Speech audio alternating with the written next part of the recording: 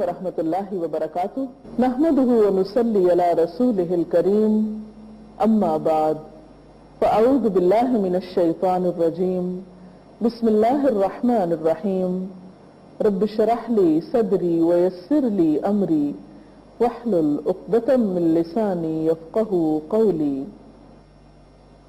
نماز جمعہ ایک فرض نماز ہے۔ قرآن پاک میں اللہ تعالیٰ فرماتے ہیں یا ایھا الذین آمنوا اذا نودی للصلاة من یوم الجمعة فسعوا الى ذکر اللہ وذروا البیع ذالکم خیر لکم ان کنتم تعلمون۔ اے لوگو جو ایمان لائے ہو، جمعہ کے دن نماز کی آذان دی جائے تو تم اللہ کے ذکر کی طرف دوڑو اور خرید و فروخت چھوڑ دو، یہ تمہارے حق میں بہت ہی بہتر ہے اگر تم جانتے ہو۔ یعنی باقی تمام کام کاج چھوڑ کر عبادت کی غرض سے نماز جمعہ کے لیے مسجد میں حاضر ہونا چاہیے۔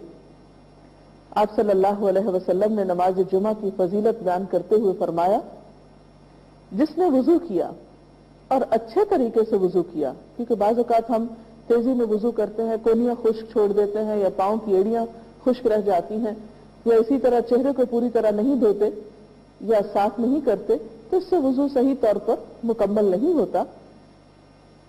تو آپ صلی اللہ علیہ وسلم نے اچھی طرح وضو کرنے کا حکم دیا، فرمایا کہ پھر وہ شخص جمعہ پڑھنے کے لیے آئے اور کان لگا کر خطبہ سنے اور خاموش رہے تو اس کے اس جمعے سے دوسرے جمعے کی درمیانی مدت اور مزید 3 دن کے گناہ معاف کر دیے جاتے ہیں۔ اس میں آپ دیکھ رہے ہیں کہ خاص طور پر خطبے کے وقت خاموشی کا ذکر ہے، کیونکہ اس وقت توجہ کے ساتھ بات سننا نہایت ضروری ہے۔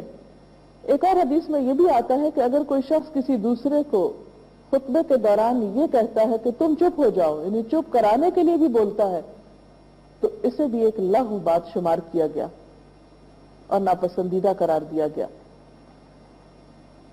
نماز جمعہ نہ پڑھنے والوں کے لیے آپ نے وعید بھی سنائی۔ حضرت ابو ہریرہ اور حضرت ابن عمر سے روایت ہے، انہوں نے رسول اللہ صلی اللہ علیہ وسلم کو اپنے منبر کے تختوں پہ یہ فرماتے ہوئے سنا کہ لوگ جمعے چھوڑنے سے باز آ جائیں، ورنہ اللہ تعالیٰ ضرور ان کے دلوں پہ مہر لگا دے گا، پھر وہ یقیناً غافل لوگوں میں سے ہو جائیں گے۔ اور غافل دل تو پھر ایک بیمار دل ہوتا ہے، انسان کے اپنے ہی لیے تکلیف دہ ہوتا ہے۔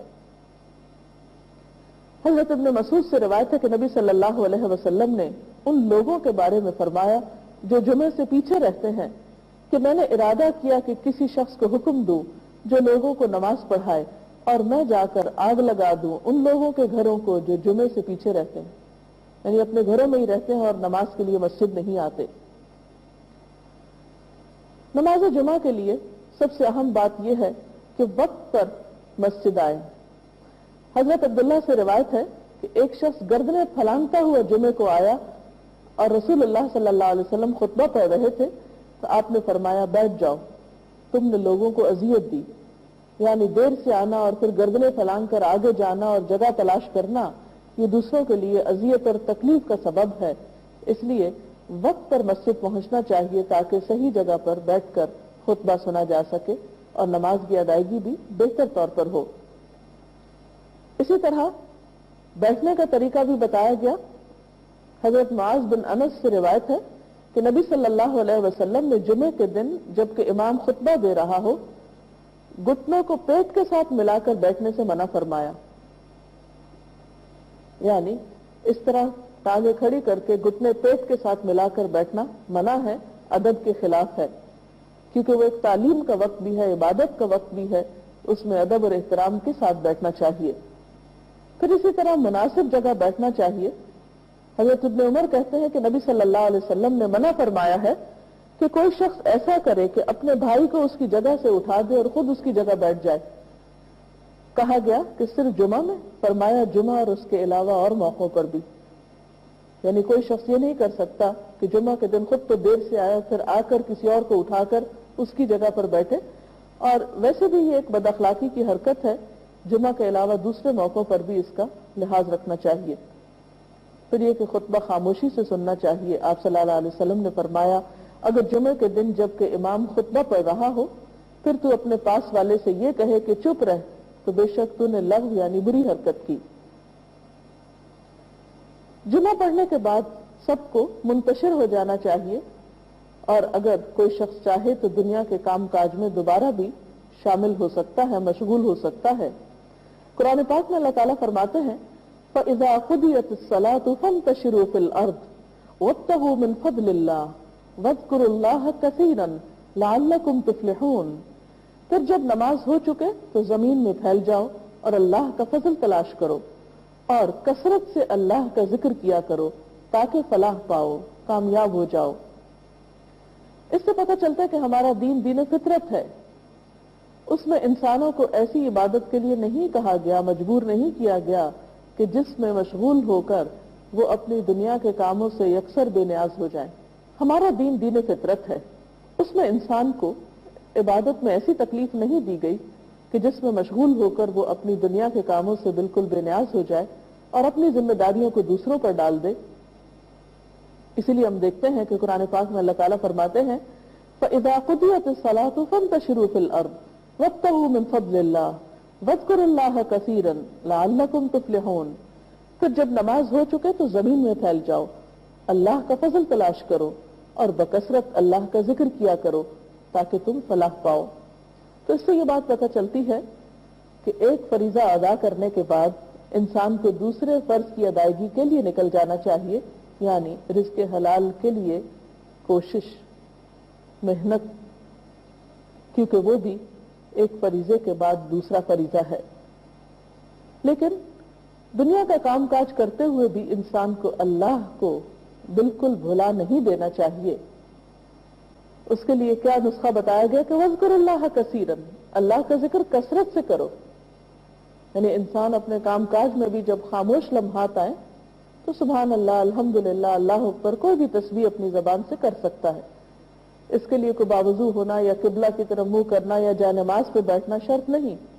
خواہ آپ چل پھر رہے ہوں، جوتے بھی پہنے ہوں، آپ اپنے دنیا کے کام میں مصروف ہوں لیکن خاموش ہوں تو ساتھ ساتھ ذکر کر سکتے ہیں۔ مثلاً آپ کسی فیکٹری میں کام کرتے ہیں، کسی ایسی جگہ پر کام کرتے ہیں کہ جہاں آپ کسی کے ساتھ کوئی بات چیت نہیں کرتے اور مسلسل خاموش کھڑے ہیں، تو خاموش رہنے کی بجائے ساتھ ساتھ اگر آپ ذکر کرتے رہیں تو وہ آپ کے لیے درجات میں اضافے اور اللہ کے قرب کا ذریعہ بنے گا۔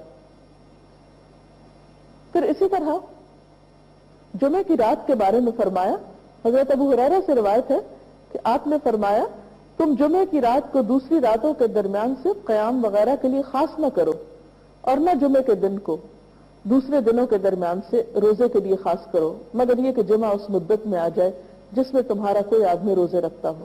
تو اس سے پتہ چلتا ہے کہ جمعے کے دن کی خاص عبادت تو نماز جمعہ کی ادائیگی ہے، پھر کچھ اذکار وغیرہ ہیں، لیکن صرف جمعے کے دن کو روزے کے لیے خاص کرنا یا رات کو عبادت کے لیے خاص کرنا ایسا حکم نہیں دیا گیا، اس لیے اس سے پرہیز کرنا چاہیے۔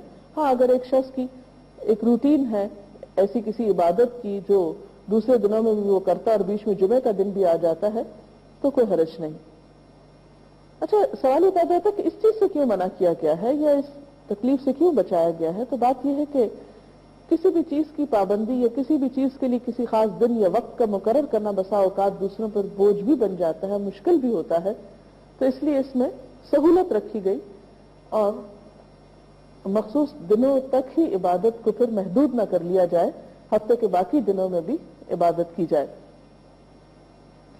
بخاری اور مسلم کی ایک اور حدیث میں تنہا جمعہ کے دن روزہ رکھنے سے منع کیا گیا، سوائے اس کے کہ ساتھ اس کے ایک دن پہلے یا بعد کا روزہ بھی ملا لیا جائے تو پھر حرج نہیں ہے۔